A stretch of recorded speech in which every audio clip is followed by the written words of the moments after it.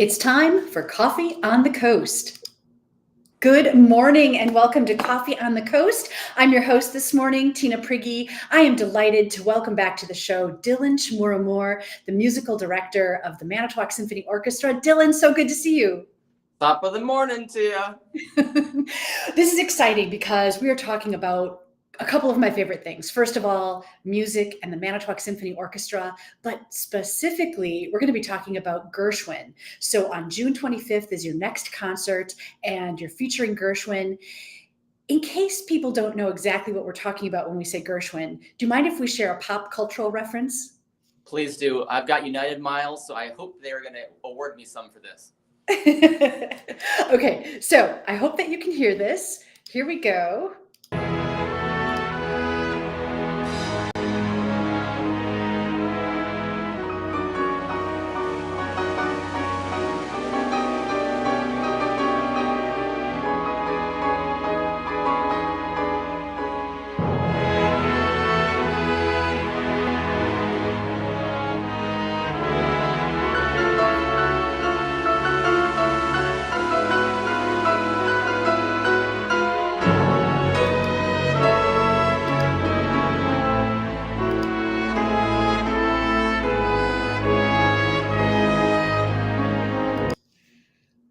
Oh my gosh, that is just so beautiful. I wanted to keep listening to that commercial, and I should say, full disclosure, this has nothing to do with United Airlines. We're not represented by them. We're not promoting them.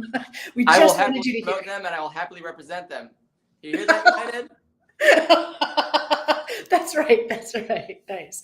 So I'm happy for MSO to be the official orchestra of the United Airlines. I'm happy for that. That would be fantastic. That would be fantastic. Okay, so Gershwin, that was so beautiful. When I hear Gershwin, Dylan, it makes me feel there's just some sort of like happiness, some sort of joy. It makes me feel like summer. So the fact that this concert is the middle of summer, I feel like is a perfect combination. Tell us more. I think Gershwin is all about possibility. You're right. I think it's happy. I think it's loving. It's all about trying to find your better self and your better life.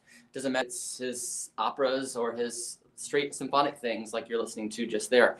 I think it's the ideal of the American dream in a lot of ways. You know, Gershwin's first generation American. His parents were from St. Petersburg. His grandparents were from Odessa, Ukraine, and they escaped persecution of being of anti-Semitic sentiments that were rising up in their area. And so they moved to this new land, this new country, full of possibilities, full of trying to be heard and be represented for just being who you are. I mean, it's Pride Month, right? We should be proud of who we are, regardless of all those other things. And so Gershwin was born, growing up in the ghetto, literally in New York, but wasn't stopped, wasn't infringed for him to live his dream, which was to make music, to create music, and to create something new, invent something new, because all his music is absolutely full of industriousness, of course, but exuberance. And I think that exuberance has to do with kind of the American dream in a lot of ways. Just working his hardest, but sharing the passion for what was here and what he heard. You know, he mixed the old world music with new jazz and folk music of the time and created something new. And for the first time, the U.S. had a cultural export respected around the world, and that only could happen here. And I think that is really what you're tapping into. Maybe what you're hearing is just beauty, possibility, hope, and prideful experience of being who you are. Ah, that is such a good summation, Dylan. Thank you for that. Yeah, and it just, you know, the opening notes of Rhapsody in Blue, for example, when you hear it played on a clarinet, there is just nothing that takes you to those heights. It's a little bit of jazz, it's a little bit of classical, it's a little bit improvisation. It's awesome. And the story of Rhapsody in Blue is a hilarious one. So Gershwin and his brother and another friend were at a pool hall, I kid you not, and they're just hanging out, relaxing, enjoying the day. And they pick up a newspaper. I think it's the New York Post, if I'm not mistaken, or the Gazette, I don't know, a New York newspaper, let's just say. And in it, one of them finds that, lo and behold, Gershwin's been working on a new jazz concerto. And Gershwin looks up and says, "Wait, what? I'm doing what? Who now? When? Can you imagine going to the newspaper or going to the grocery store and seeing a tabloid, saying, I've married ex-alien or whatever?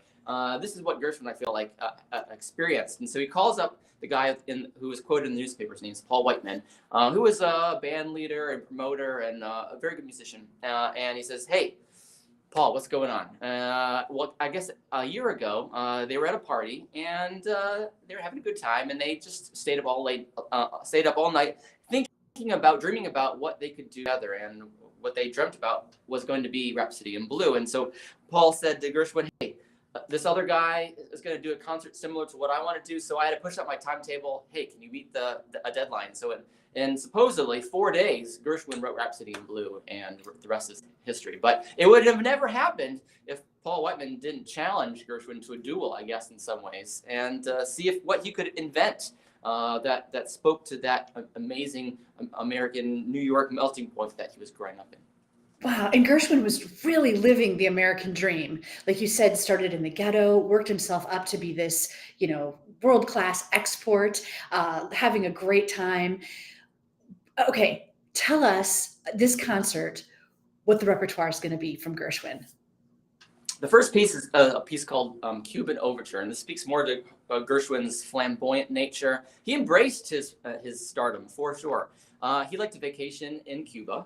Great beaches, great other things, I'm sure. And one of the things he loved so much about Cuba, besides the gambling, was the culture, was the music in particular, specifically the rumba rhythm. Bump, bump, bump, ba-dum, bump, bump, beat, bump, ba-dum, bump. There's various rumba rhythms. Anyhow, he, after one of his escapades down south, he brought back with him from Cuba a bunch of different Cuban instruments, and taking note of the rhythms that he heard while he was there, he brought them back to the States and put them into music. And so the music that starts off our concert is an embodiment of this. And if you don't know the rumba, it's not there is fast rumba, but it's really a sensual dance in a lot of ways.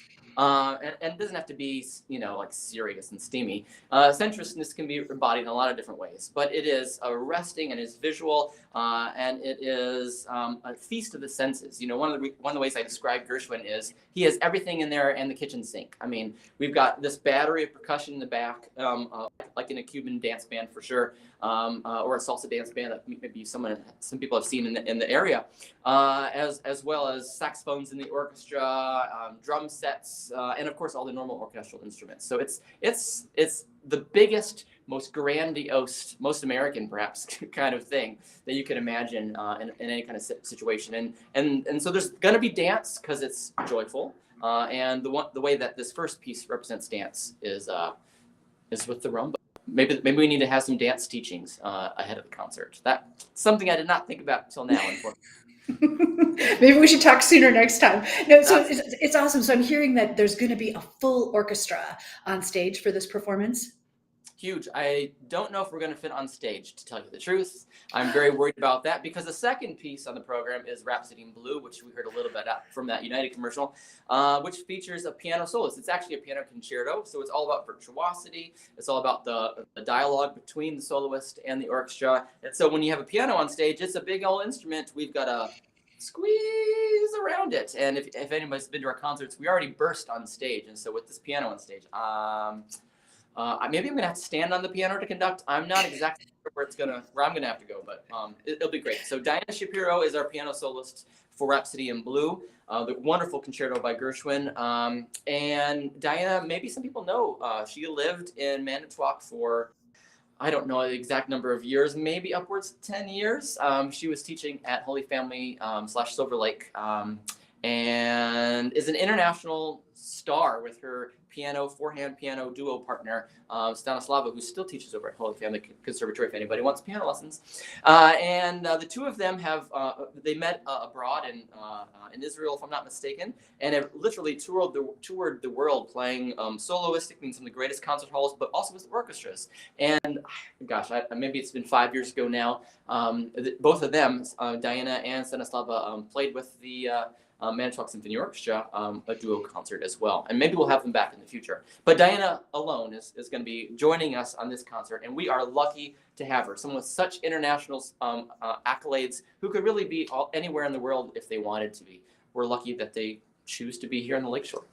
Yeah, absolutely. She is so accomplished. Stanislava Warshawski is so accomplished. You know, independently, it is impressive and amazing when they perform dual or four hands. It's also incredible. I feel so fortunate that I've had a chance to see them, and the fact that Diana Shapiro is going to be the pianist on the June 25th concert here for Gershwin is so exciting. Like you said, Dylan, she's a treasure, and we're so fortunate that she's here on the Lakeshore performing. And music brings us all together. I mean, because of the times, it doesn't hurt to say that Diana is of Russian descent, Stanislava is from Ukrainian descent, and music brings them together to love and just to find each other and to hear who they are as people instead of all the other stuff that's going around. So another great story about bringing people together from all over the world, and we need arts to do this. Yeah, yes, 1,000 times yes. Or Coolest Ghost. That too. Okay, so what's after Rhapsody in Blue? Intermission. I don't know. Have fun. And then after intermission, we start with Porgy and Bess. And Porgy and Bess is, if we don't know, Gershwin's big opera, is the first kind of really American opera. Again, that was that is respected around the world for sure. And blending again classical, jazz, folk stuff, and it's really the story, people don't know it, about possibility of living the American dream. Being from a certain social class, perhaps, with not a lot of upward mobility, but trying to locate that, overcome obstacles, and find love and prosperity. And so Porgy and Bess is again, all about love. It's all about hope. It's all about possibility. It is very joyful in a lot of ways, absolutely too. And it involves songs that we all know. Summertime. We all know Summertime. I'm trying to remember all the songs that are in this medley of sorts. Bess, you is my woman now. It ain't necessarily so. There's like 12 songs in this opera that everyone knows in some capacity that have been sung by Frank Sinatra or even recently on the pop airways for sure. It's again a huge orchestra, wonderful colors, wonderful sounds. Gershwin was a painter, if nothing else, all about different hues and colors, and so his orchestration is how you get these colors, is special and as mimicked by the greatest musicians of more recently, like John Williams, for example, and all his film scores, using Gershwin as a model in a lot of ways of how he can combine colors to make something new and something exciting. Yeah. After Porgy and Bess is American in Paris. American Paris, a famous movie that I bet everyone's seen at least once in their lives for sure. And I think actually people should go back and watch it. I rewatched it, and there's some hilarious bits for sure in it. And yeah, American in Paris, and it's all about an American visiting Paris, as you'd imagine. And so there's a whole skit that Gershwin thought up with Deems Taylor. Deems Taylor is very famous for being the MC for Fantasia, the original Fantasia. You at least probably know his figure and his voice. And yeah, he was a critic. He was on the radio, and he wrote a story to American in Paris about an American expat in a way, walking down the Champs-Élysées. My French is terrible, but the main boulevard in Paris that is called the most beautiful in the world, full of great restaurants and shops and busy tree-lined streets. It's an amazing boulevard. But it's about, if you were an American visiting this new metropolitan city, what would you experience? The taxi horns, the clinking of glasses, and it simultaneously, though, as it's about the wonderful excitement of being in this new place, it's also about a little homesickness. So there's the Charleston dance, there's some blues, remembering of where you're from, remembering your roots, and walking from one side of the bank to the other side of the bank where all more of the expats live, and finding your people, but never forgetting your experience. It's a beautiful walk, it's a beautiful journey, and in some ways it's a concerto for orchestra, where all the members of the orchestra, lots of little solos throughout. It's a virtuosic display that hopefully will feature us as if we had spotlights on all of us, which is what you want. Lots of individuals coming together to create something better. Oh, it's awesome. And I'm pretty sure, just like we played the Rhapsody in Blue clip from the United Airlines, I'm pretty sure people have heard a lot of American in Paris throughout their lifetimes. So even if you haven't associated it with Gershwin specifically, you know this music, you already love this music, and now we have a chance to see the Manitowoc Symphony Orchestra perform this music. Soloist Diana Shapiro, will she be playing throughout all of the pieces or specifically Rhapsody in Blue? Just Rhapsody in Blue, and if we applaud enough, maybe she'll give us an encore after she's done. Oh, please come see the concert and please, please, please applaud because we want to see as much of Diana Shapiro playing as we can. Absolutely. Okay, so now the concert, Saturday, June 25th at the Capitol Civic Center. Tickets are currently available. You can go to cccshows.org, manitowocsymphony.org as well. And manitowocsymphony.org, and that will direct you back to CCC shows. Perfect, perfect. So manitowocsymphony.org, you can find out more information. You can get direct link to the tickets. Dylan, I know that the symphony is also doing something fun for Fourth on the Shore. Can you tell us a little bit about that?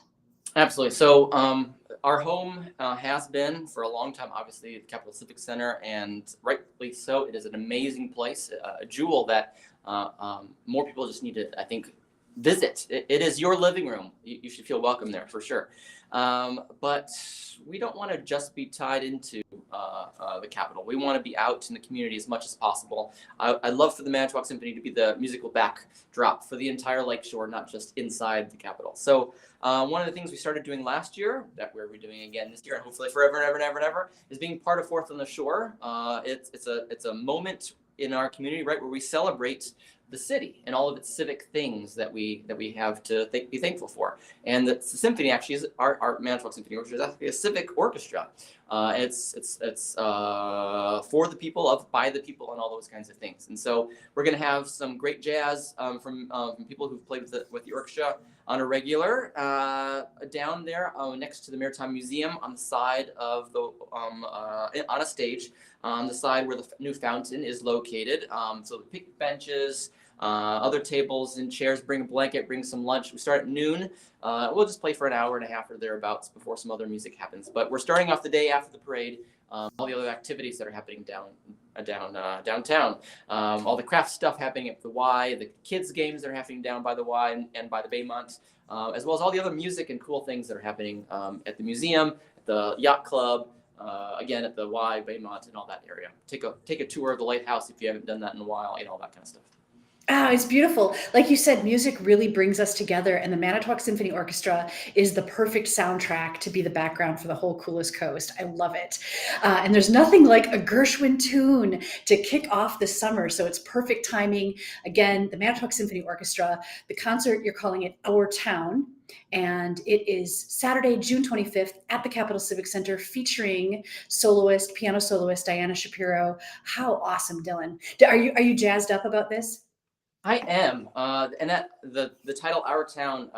Again, I think we try to mirror. At least I try to mirror ourselves oftentimes through music. And so the Gershwin concert, as I mentioned before, is kind of American tale. But why can't it also be a Manitowoc tale with our rich history of innovation, industriousness, and even still creatively remaking the city into where we want it to go in the future. And so Manitowoc Symphony Orchestra with Gershwin being a mirror for perhaps the lakeshore and how we want to keep on building and keep on growing. Yeah. So yeah, I'm very excited about that. I'm very excited about the future. Driving around, getting a coffee today, seeing new buildings built, renovations made, streets being rerouted. I think it's awesome. Gershwin's a perfect inspiration too, because he didn't just settle for his lot in life. He had this passion and he pursued it with all he had. And here we are still celebrating his music today, and just not just celebrating, but really being invigorated and jazzed up by it. Amen. Dylan, it is always so good to see you. Thank you so much for sharing your talents here on the Coolest Coast and for joining us on Coffee on the Coast to make sure that everyone is aware of it. Good luck to the Manitowoc Symphony Orchestra on June 25th. Really looking forward to checking it out. Thanks as always. You guys are great. Thanks, Tina. Great to see you here on Coffee on the Coast. We'll see you next time, everyone.